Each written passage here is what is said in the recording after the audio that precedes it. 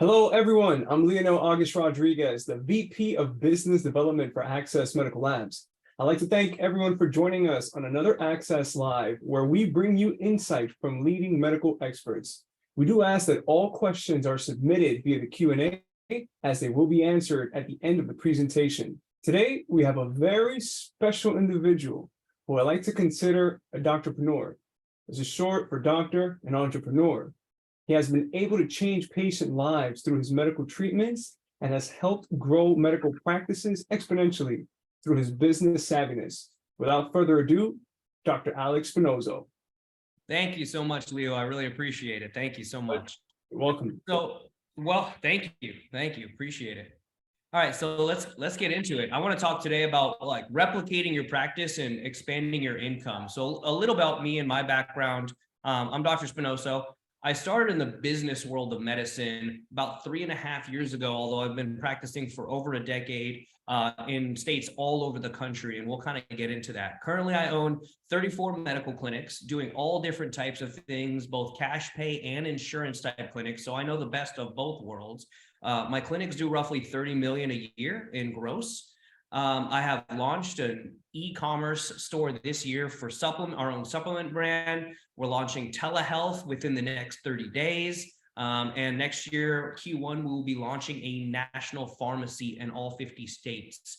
And as with any provider who is building a business, most people want to try and replace themselves or get themselves out of the clinic or out of the business that they are working in. I don't directly see patients anymore. I work on the business rather than in the business, which has allowed me to expand not only our business, but our income significantly. So I want to talk a little bit about that, how I did it, and roughly what you should be looking into, or at least doing in your business to grow. I have been in multiple masterminds, both from the medical side of business and regular business, whatever regular business is, for years. Everything that I have learned over the course of these years, I'm going to try and cut down to the shortest, most significant points that I learned throughout my career so far possible, so that you get the most out of this and make the most money, because that's the whole goal of building our own business, to make sure that we're not under the thumb of insurances nor any type of hospital systems or bosses or anything like that. So let's get into it. Number one of the biggest things that I see businesses lacking when I go into and when I go to purchase a business or when we go to build a business, the number one problem that I see most businesses have is that they do not start with a core values system. Everybody knows, and if you haven't seen it, you see the Fighting Irish. Everybody knows Notre Dame. If you've seen Rudy, you know all about Notre Dame and Notre Dame football and their culture. And their culture is everything. Play like a champion today, it says on their tunnel out to the field. And you need to focus on creating that culture with your staff as well. So I want you to think about your own core values in your business. If you don't have core values in the business, I want you to start thinking about how to create those core values. And it's very simple. What you do is you can take your management group. If your management group is just take you, and you want to write down all the values that you hold dear to yourself.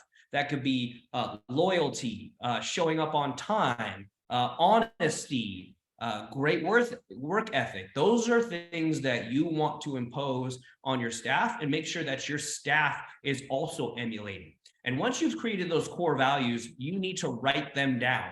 For example, my core values for my company, Genesis, are on the back of this card, and every single person has one of these cards. Mine's worn down, obviously, because I keep it in my pocket at all times, and my staff keeps it in their pockets as well. More on this.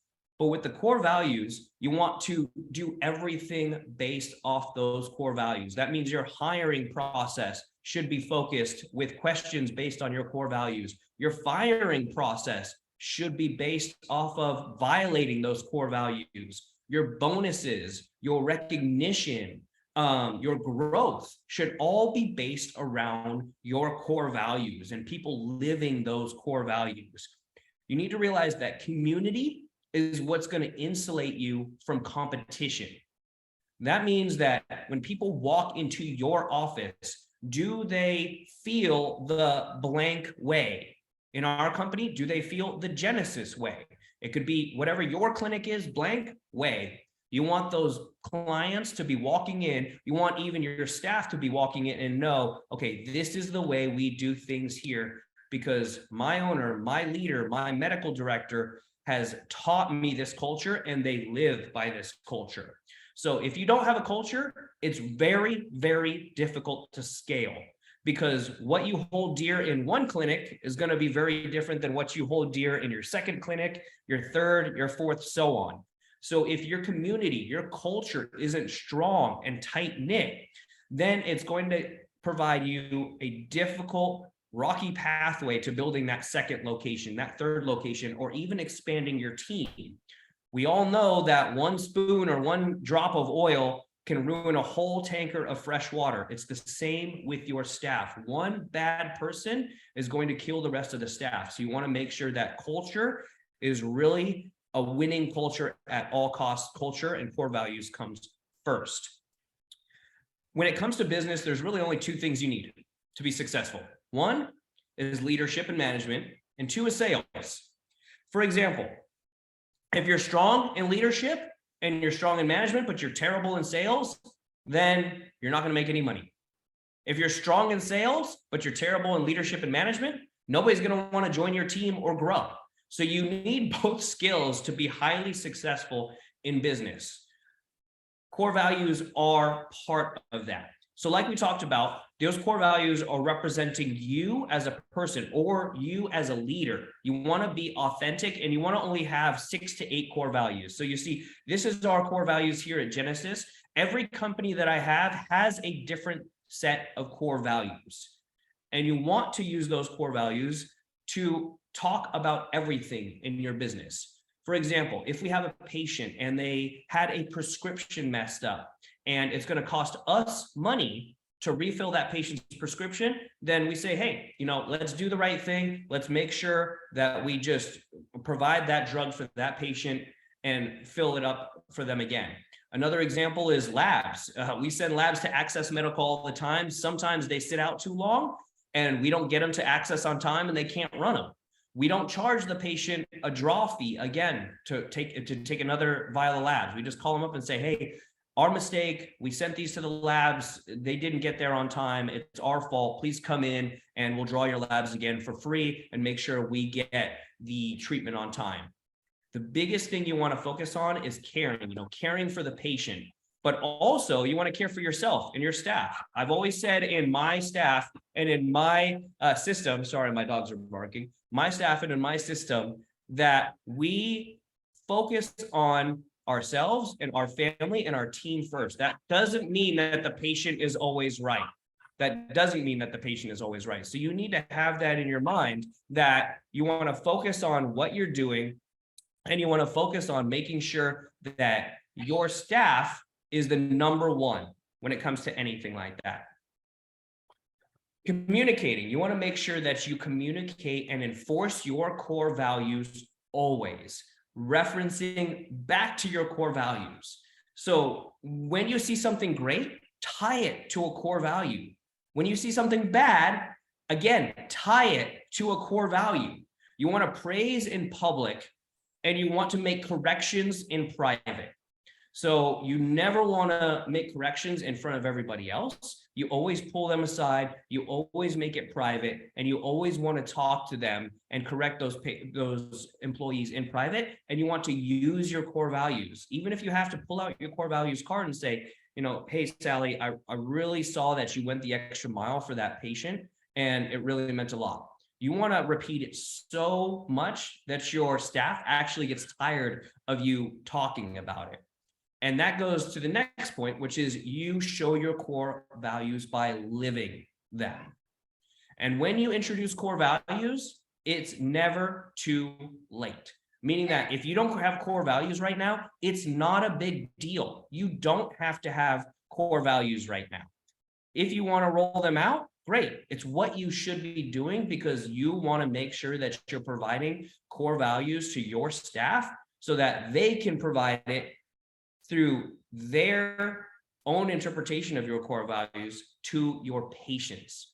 And you want to start small. Start with maybe your clinic manager or your one employee that is the one important person. And you pull them aside and say, hey, I've noticed how much the other staff listens to you and leans on you and learns from you. I really need you to be on board with these core values. And I really need you to enforce and help with our core values on this. So that's one big thing that you want to make sure you roll out, because remember that your culture is going to flow through you at the top first to your employees and then to your customers. So that's one huge thing you want to make sure that you're doing always. The second thing I want to talk about is your vision. What is your big vision for your company? And this is what's going to allow you to create a movement. Why? Because everyone in your organization needs to see where you're going as a team. Inherently in humans, we want to be a part of something greater than ourselves. We want to be a part of a group, of a community. So along with that, you need to have a clear image of where you want to go, a goal in mind, and then you want to continuously pour that vision into your staff. And your vision needs to be huge as the leader. Your vision and your goal needs to encompass everybody else's goal inside of you. What that means is that if I have an employee and their goal in life is bigger than what I believe or my goal in life is, then that employee is going to go somewhere else. Why? Because they're going to look for an opportunity to gain or to attract that goal. So if your goal isn't big enough to encompass your entire staff, your entire team's goals, and provide them with all the goals they want in life, then you need to start thinking bigger, or else you're going to end up with employees who don't want more, who don't want to grow. And the problem is that your business will always struggle to keep good employees, to grow, to add new locations, because you won't be able to give them a purpose that is going to drive them forward. So what is your purpose? And make sure that that's big enough to encompass everybody. And the biggest thing I hear about now is that millennials and Gen Z, they're lazy. They're not lazy. They are purpose driven. They want to be a part of something bigger than themselves. They will do so even at a reduced hourly rate and a reduced income.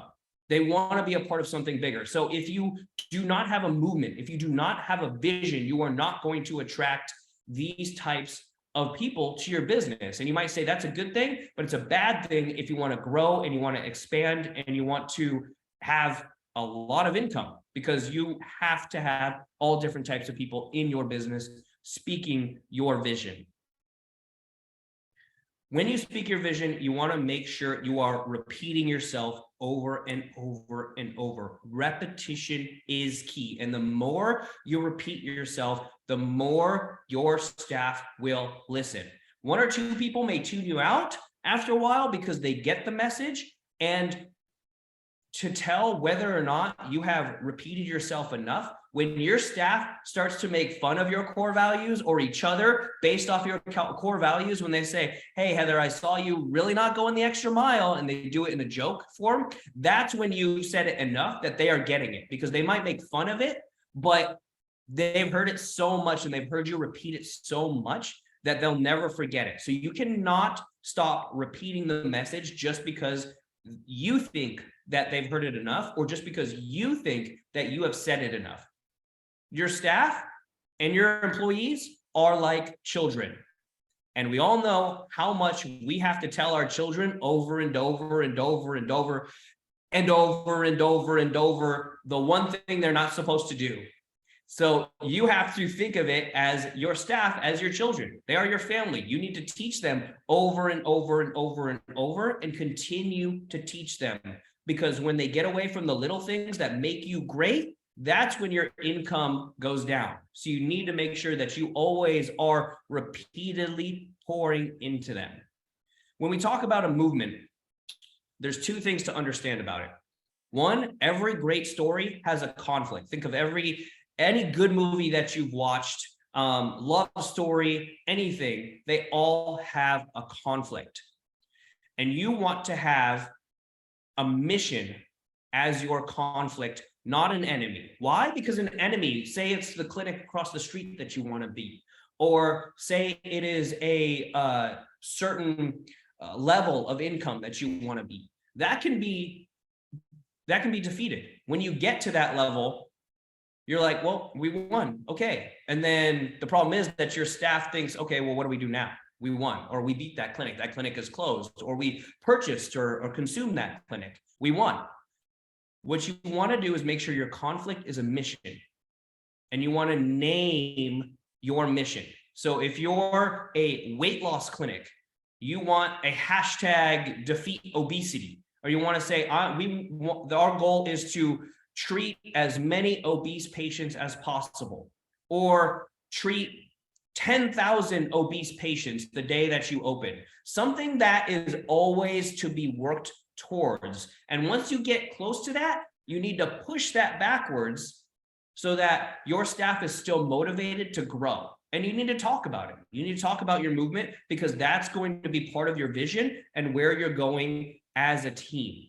So really, your core values, let's summarize those. So number one, identify your core values. You can easily do that by writing down what you are as an owner, what you hold dear as your core values. If you have a big team, you can pull them all into a room and you can talk about it. Hey, write down the 2 or 3 values that you see somebody who is the best in our company. What 2 or 3 characteristics do they have? Write them all down. Then start to talk and debate on them.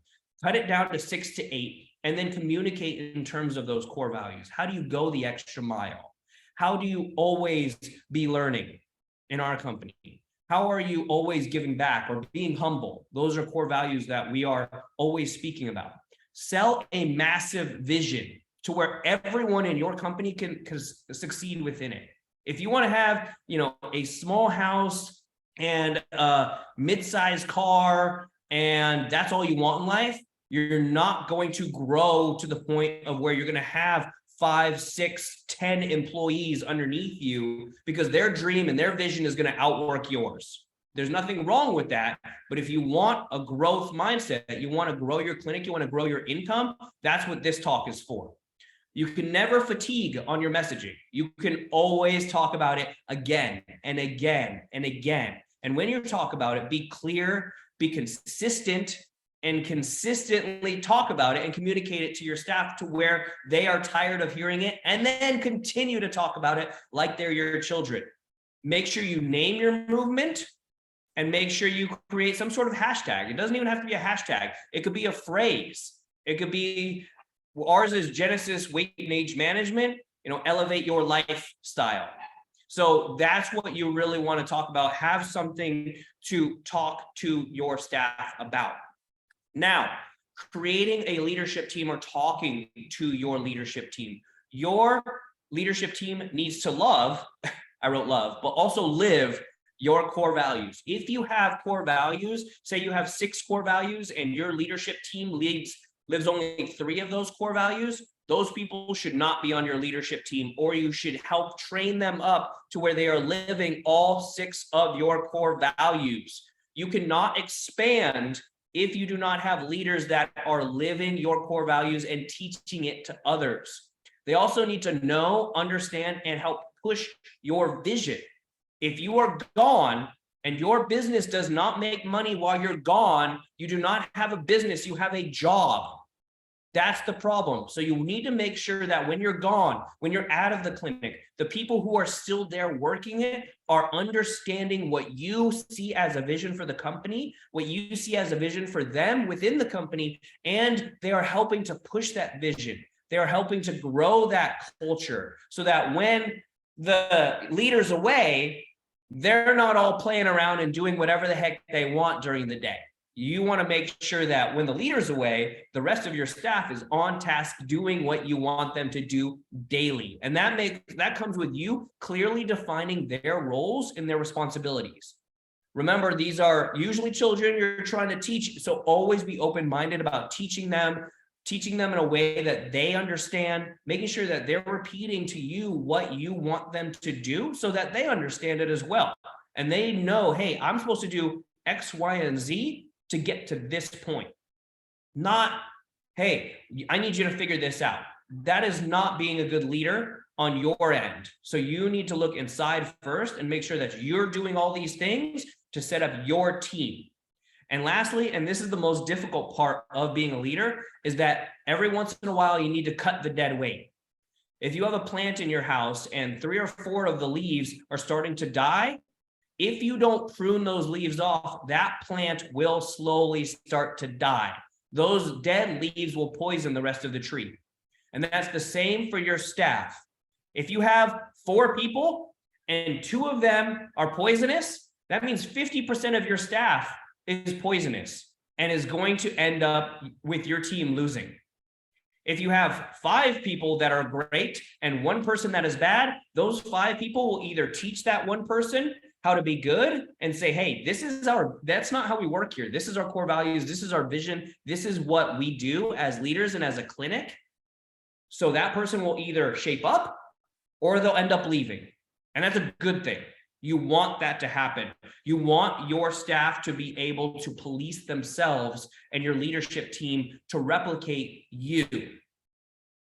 Remember, when you're replicating anybody in your business, studies show that it will take them 90 days to learn 80% of what you know. Meaning that if you were to have somebody follow you around for 90 days in your pocket, they literally did nothing but followed what you did, learned exactly how you did it, they would only know 80% of what you teach them.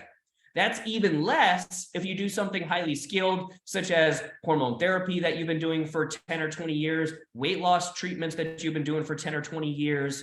The longer that you've been doing it, the less that they'll that they will retain, because you've been doing it a lot longer than them. So remember that it will take time and effort for them to learn what you are doing. We have staff sometimes that come to me and say, after 4 weeks, hey, I don't think Sally's getting it. They just can't pick up anything. It's only been a month. People are going to make mistakes. That is part of learning. If you cut people off or if you fire them right after they have made a mistake, instead of teaching them the right way to do things, they're never going to grow, and you're going to end up spinning your wheels over and over and over. So allow people to make mistakes. Now, that doesn't mean if somebody's doing something in direct violation of your core values, or if somebody's doing something that is illegal, you do not cut them off immediately. That's not what I'm saying. There are those cases.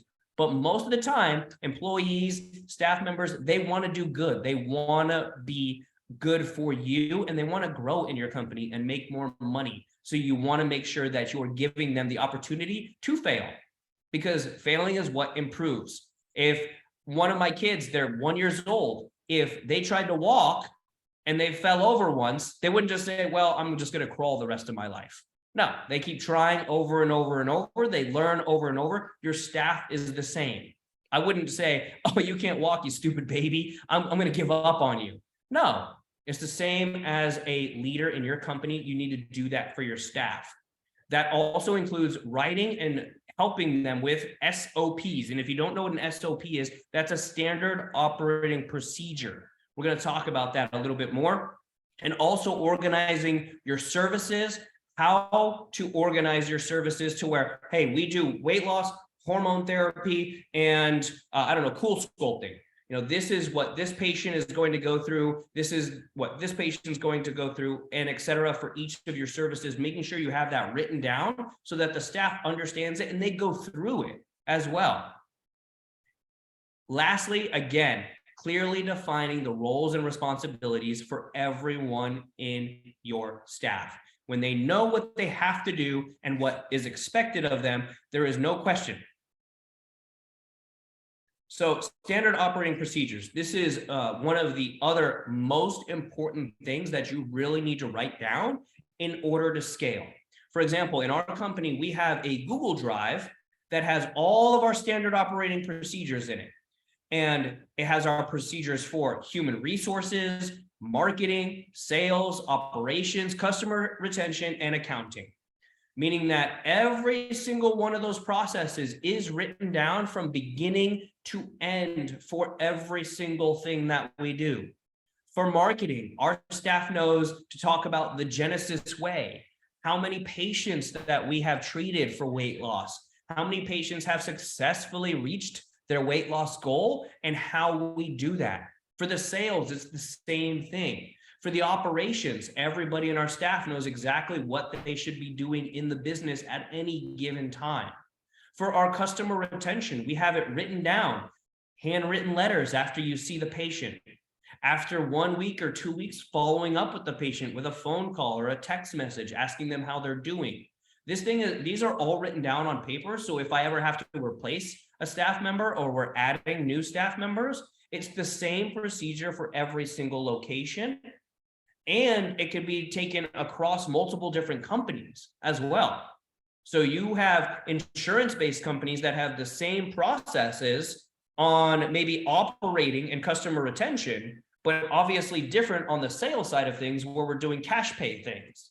So you want to make sure that you have these operations and you have these set up on paper. And how you want to write them is something called the 20-80 rule. Everybody's heard of the 80-20 rule, but you want to write them, your standard operating procedures, in the 20-80 rule. And what does that mean? It means that 20% of what you do creates 80% of the results. So you write down only that 20%. Don't make it very long in terms of, let's say you're talking about the sales process. No, you don't want to write down, say hi to the patient and shake their hand and introduce yourself. That just adds extra things. You want to write the 3 bullet points that the Genesis way is going to get that patient to their goal. That's all you want to write down on your standard operating procedures so that everything else can be worked in. If you have to teach people how to handshake and say hi and introduce themselves, might not be the best person to be on your sales team. Just pointing that out. Breaking out of the employee mentality is a big thing I see with business owners. And like we discussed before, if you cannot walk away from your business right now, or if you cannot accidentally walk out into traffic right now and get hit by a bus or disappear, and the business cannot make money without you, you have a job, not a business. You have to always be thinking ahead and thinking, how can I replace myself in this business so that I can go on vacation, so that I can be with my family at night, so that I can step away and take a breath for 10 minutes during the day without having to worry about it burning to the ground. So you need to make sure that you are splitting your business into 3 major functions: sales and marketing, operations, and the finance or administration parts. And at the beginning, you might be all 3, but then you need to start figuring out who in your company can take over one of those, or who you can hire to take care of one of those. The easiest one usually is the finance and administration part. That can usually be taken over by a CPA or a part-time CFO. A lot of companies hire them. They're a lot cheaper than what you think they would be, and they'll save you tens of thousands of dollars, even in a small business. But you have to remember that all 3 of these things must be strong in order for you to succeed. For example, if you have strong sales and marketing, weak operations, and strong finance, then you're going to have a lot of unhappy customers because you're selling them well, you're financing them well, but the operations part, actually delivering the service, is failing. If you have strong sales and marketing, strong operations, and bad finance, you're going to have all the money coming in, and then it's going to go right back out because you're willy-nilly spending it and not focused on growth and not focused on that next level of how to invest that money in your business. If you have weak sales and marketing, good operations, and good finance, then you've got a bunch of people who can deliver a phenomenal service, but nobody's getting sold and nobody's coming in the door. So you're not going to sell anything and you're not going to grow. So you have to have these 3 major functions on point in order for your business to grow. And with that, you need to run your business by the numbers and not by your bank account numbers. That's too late. If you run your company by your P&Ls, it is already too late. And if you don't know what P&L is, that's profit and loss sheets. If you run your company by what's in the bank account or by your profit and loss sheets at the end of the month, it's already too late to switch, to pivot, to change things. So what I need you to imagine, and what you can do this with your executive staff as well, or if it's just you at the beginning, it was just me at the beginning. Imagine you're on a deserted island and somebody handed you a single piece of paper, and that single piece of paper had a few numbers on it that told you how healthy your business is actually running. Like, what numbers specifically would be on that sheet? For us, the two big numbers that we focus on that you can use in any business are how many new patients did we see and how many returning patients or existing patients actually purchased something today. Now you can add other things. We add reviews. What's our weekly number of reviews that we got? What is the weekly revenue per service broken down? What is it broken down per employee on the sales side of things? So these are all numbers that you can have that you want to be broken down weekly, and you want to, again, have somebody in charge of that number. We have somebody in our clinic that's in charge of the reviews only. They run the reviews, they follow up with the reviews, they are in charge of getting reviews from patients and working the one-star reviews when we get them, because we are in medicine and we always know there is going to be a one-star review around the corner for some crazy ass reason because the patient went nuts. So we have one person responsible for that. We have one person responsible for, let's say, blood work. How many blood works did we run this week? How many are we sending to Access Medical? How many are we getting back? We have a person that's responsible for how many new patients did we see? And these are easy numbers that you can write down. You don't need to have 50 numbers. You really only want to have 3 to 5. Those are plenty of numbers to see how your business is doing week to week. So if you need to make any changes, you can change, you can twist and pivot and get to the next level. Next thing is what service to add next. And this is kind of the last thing that I want to talk about when it comes to growing your business. When adding a service to your company, we always, or our companies in general, we always look at 3 main aspects. 1, how much is the marketing going to cost? Or what is the marketing for the service we want to add? 2, what's the cost of goods for the service? And 3, what's the expertise needed to provide this service? So going back to number 1, marketing. When we add a service, we always make sure it's a service that we can either utilize the current marketing that we are doing right now, or we can sell the service directly to patients that we already have.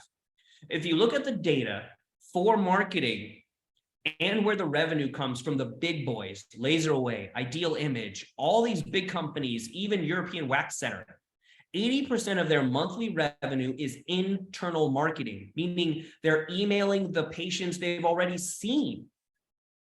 They're selling to patients they're already seen 80% of the time. Only 20% of their monthly revenue is from new patients coming in. So everybody talks about, we got to get new patients, we got to get new patients, we got to get new patients. No, you have to take care and provide amazing service to the patients you are already seeing. And that is what is going to grow your business, because those patients will stick and you will have to pay less marketing. If you're ranked number 1 in the area, you have 500 5-star Google reviews, and everybody knows you as the hormone specialist in your area, you don't have to market because everybody knows that you are that person.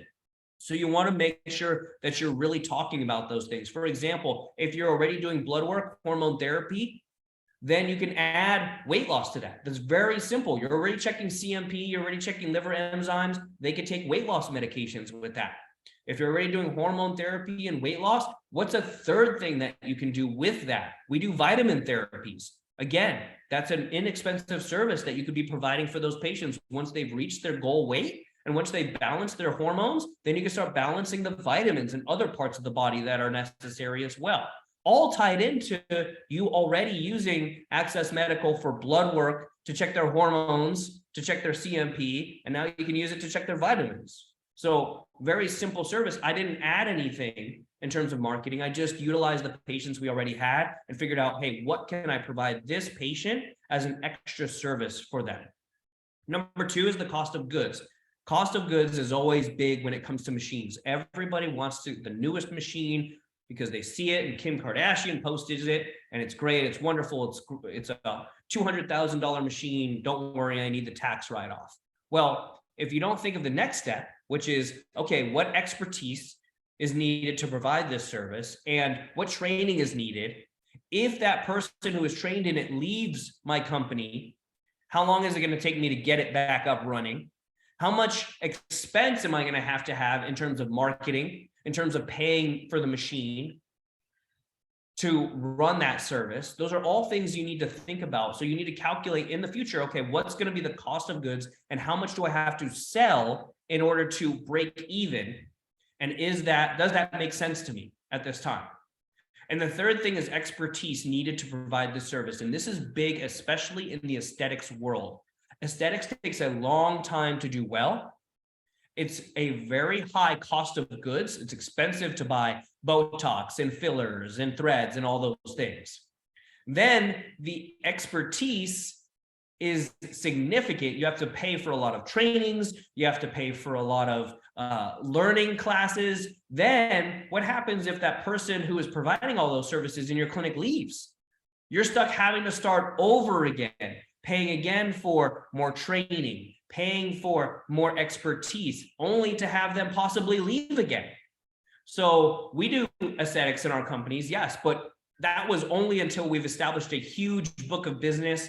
We know we have multiple providers that can perform the service, and we know we can take on the marketing expense for that service. But that was years into business before we did that. That does not mean you can start. You can't start with aesthetics.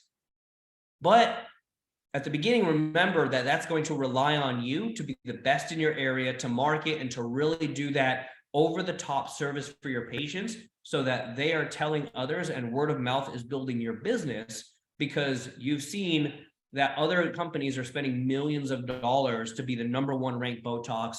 They lower their prices very, very low to compete. So make sure that the expertise that you need to provide a service is not extreme.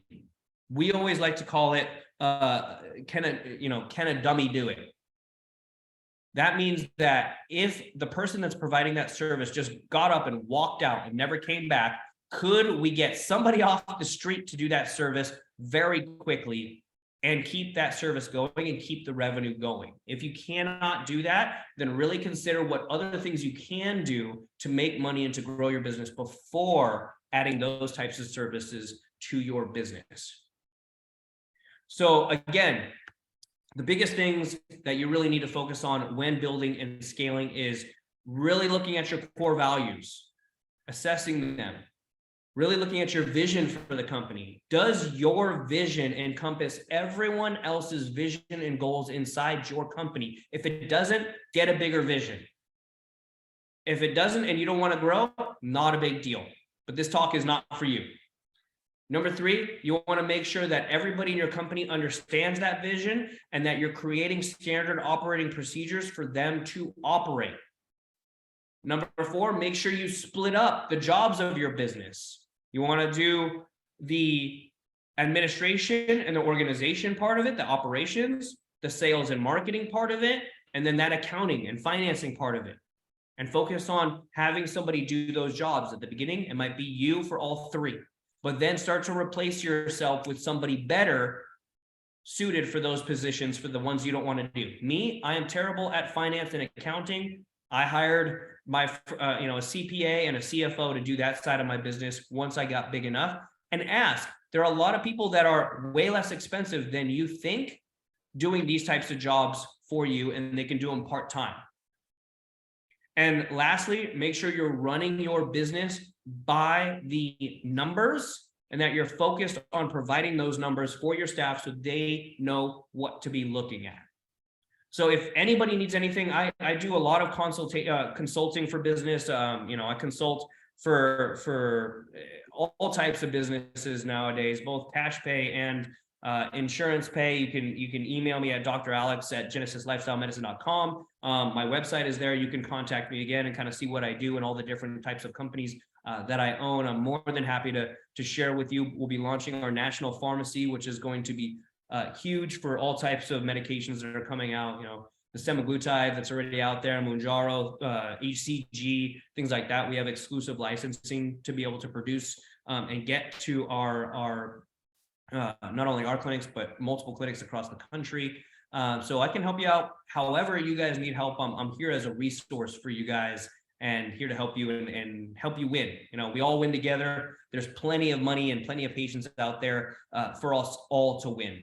And that's a huge thing that I really appreciate Access Medical for providing this platform as well, since we're all in that same boat when it comes to that. So thank you very much for having me. Dr. Spinoso, it has been a pleasure. And what an amazing presentation. I honestly, I couldn't agree with you more on many of the topics you discussed tonight. What actually stood out to me the most was the importance of living, you know, by your company's core values. Amazing. We do have a few questions today. The first one, what do you recommend to do when your cash practice is failing? Okay, so that is a super loaded question.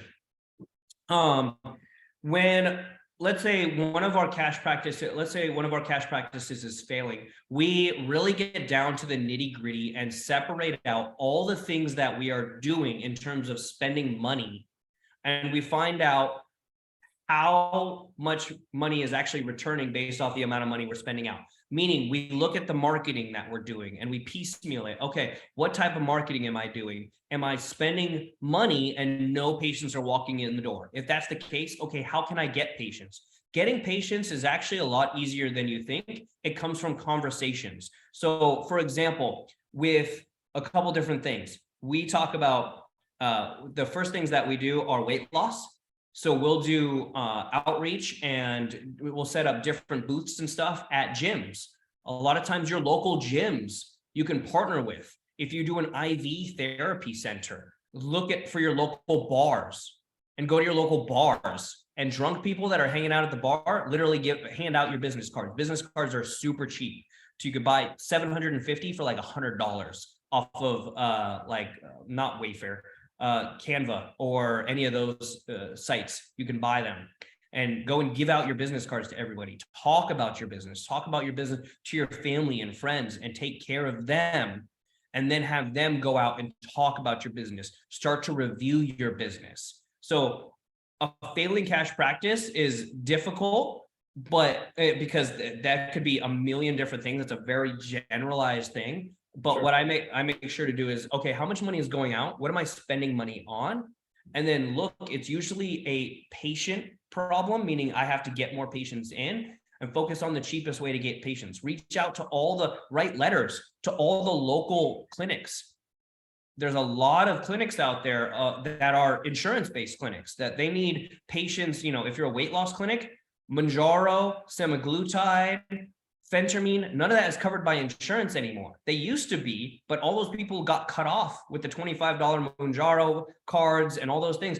You might be the only person in the area who can provide that. So write to primary care doctors. Hey, this is what I do. Walk into offices and say, hey, who's your medical director? I'd love to speak to them about what I do and how I can send patients to them, how I can send patients to you, and vice versa. So always go into these businesses saying, I want to provide you with business. And as a return, 90% of those people will provide you business as well. So getting out there, pounding the pavement, really, I hate to say it, is how we did it at the beginning. It's really getting in front of people, signing up for community talks. A lot of old folks' homes and areas, they're called Sun Cities, like old folks communities. You can go and talk to for free about what you do, as long as it's something educational. Most of the time, they'll let you in and let you talk for like an hour to the people in the neighborhood for free. They're always looking for people like that. So doing those types of talks as well are very, very good on the ground type marketing, at least at the beginning. We call it that guerrilla type marketing, until you build up that book of business to where you can afford to externally market. that's usually what's happening, is that in a cash pay business that is quote unquote failing, it's not that you're making too much money and spending too much. It's that you're not making enough money. So that's how you can make more money, is going out and doing those types of marketing that are very cheap to almost free. Your local libraries. You might not think people hang out at libraries anymore because it's all digital on their phones. There are a ton of people that actually hang out at libraries and go to all the free talks and all the free education. Give a talk there. You might have 2 or 3 people at your talk. Who cares? Those are 2 or 3 people that you can really get to know and get into your clinic. They were interested in what you had to offer because they showed up. So give them something that you can treat them with. Super insightful. And you actually answered another question I had for you, which was within how many, how do I start off, right? How do I market it? Which I believe you really touched down on that. Yeah, you really start with that guerrilla marketing, family and friends, and then looking in your neighborhood or your city, and seeing where the most people hang out. Again, like you're an IV bar, hang out at all the parties and hand out. I mean, pretend like get a cup of tonic water. Pretend like you're drinking and handing out your cards to everybody. We used to hang out for men's testosterone therapy. We would hang out at bars that we knew a lot of guys would hang out at, and gyms. Be handing out your business cards to gyms, handing out your business cards at these bars at 12 o'clock at night.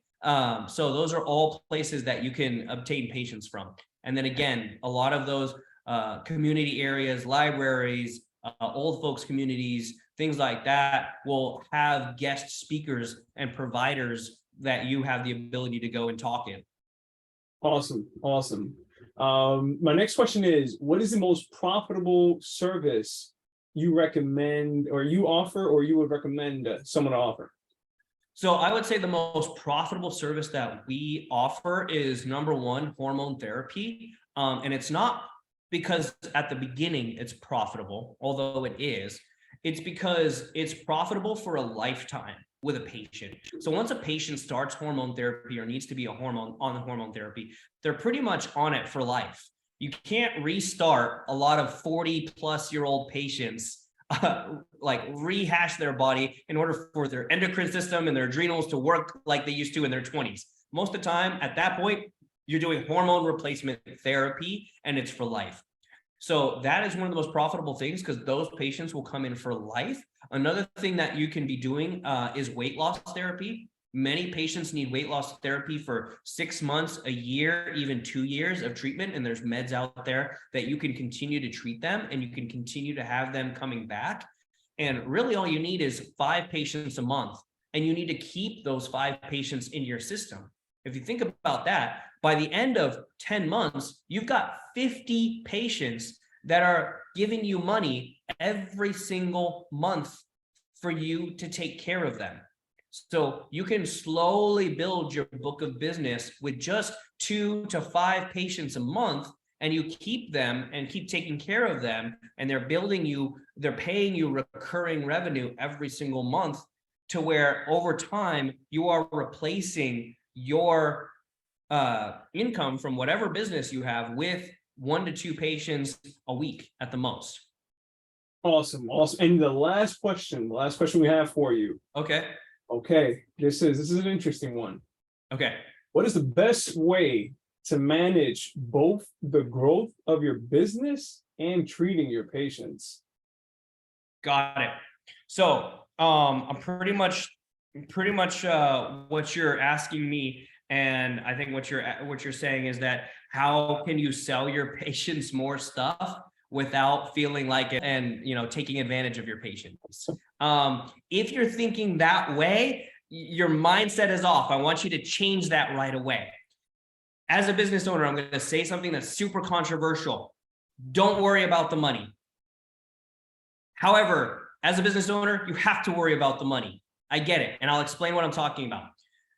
From the provider side of things and from the growth mindset side of things, you need to focus on taking care of the patient and actually giving about the patient.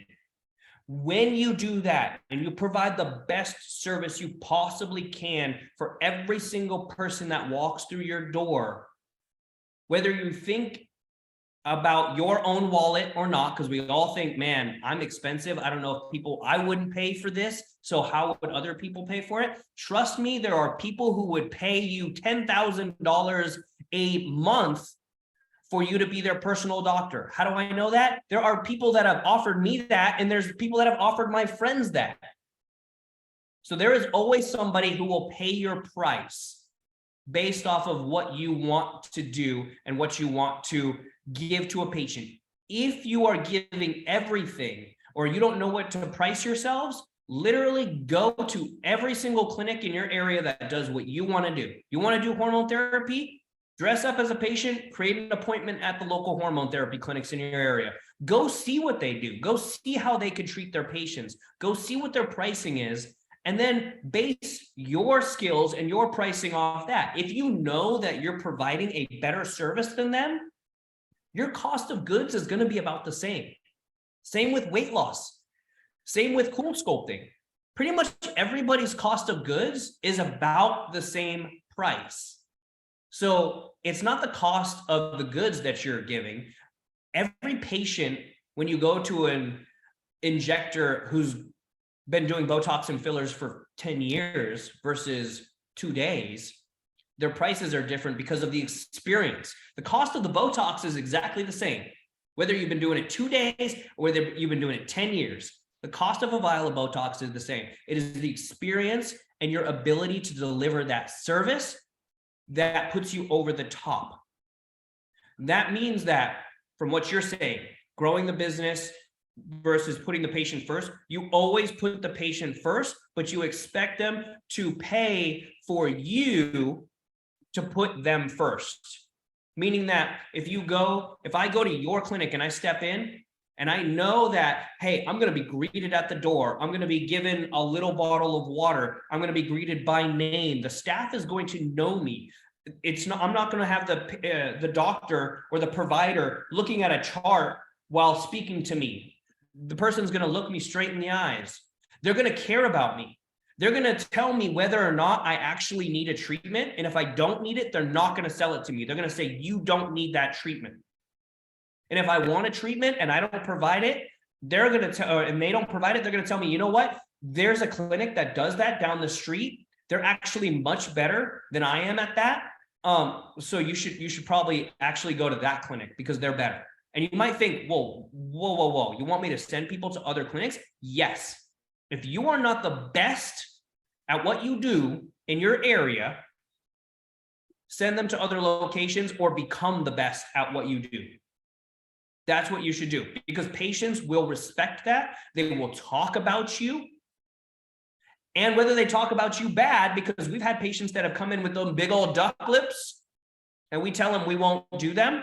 They will go complain to their friends, and guess what? All their friends come in because they don't want her duck lips. They want to look normal. They want to look natural. So you will get more referrals in business by actually pushing patients away that are not within your specific skill and caring for the patient. So you care, you can demand a higher price, because we've all been to clinics and locations that are running 2 hours behind, that do not greet you at the door, that don't even know who you are when you walk in. So providing those services, it's very easy to really separate yourself, because there's so many people doing a job. Like, think about it. We are used to having people just do a mediocre job wherever we go now, that we don't even write 1-star reviews anymore most of the time, unless they really, really, really offend us, or because we just don't think it's enough. We don't think it's worth the time. We're like, mediocre. That's what I'm used to. But if you walk in and you give over-the-top service, you're gonna be able to command an over-the-top price that other people would say, I don't know why you pay that, until they come to your clinic. And then they realize, oh, that's why, because this person listens to me, they pay attention to me, they care about me, they don't sell me I do not need, and they want me to get better, they want my health to improve. And that's how you can separate yourself on price. Everybody competes on price when you should be competing on service. I guarantee you walk into a laser way, you walk into an ideal image, they are not going to care about that person the same level that you can care about that person when a patient walks into your door. So you give them that next level of service, that family feel, that they are a part of you and your community and building something bigger. They're going to tell everyone about you, no matter what your price is. Dr. Spinoso, very, very well said. I love it. Super, super informative. Thank you again for joining us tonight. You have yourself an amazing evening. To those of you watching at home, thank you again for joining us on another episode of Access Live, and we'll see you soon. Thank you so much. I appreciate you. Thank you.